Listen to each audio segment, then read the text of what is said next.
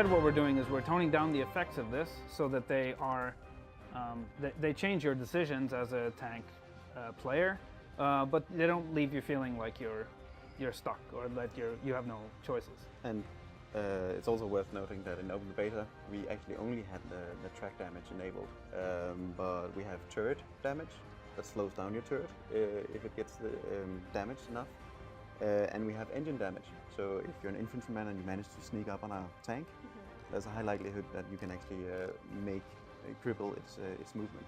And adding the turret feature will actually make it possible to sneak up on them. Yes. So that would be Exactly. very Add a whole other class, or a few other classes of vehicles that weren't in the open beta that sort of cover that area of the spectrum, the light tanks. The beta were exactly the heavy tank and the medium tank, but we have so many other experiences lined up that I think people would be very excited to try out. Light tanks are supposed to be like small annoying harassers that outflank and stuff. And within that flow, I think people will start to also learn that, like, hey, when we reach past the first flag and come to the second flag, this is where you actually need to start building resupply stations to kind of cement your ownership of the base and everything like that. So it's gonna be pretty cool. Yeah. Key one here is that we're adding we call distance haze. It's not a fog. It's not there to hide anything. It's actually there to emphasize what's in front of it. Very subtle. Very subtle. You could see.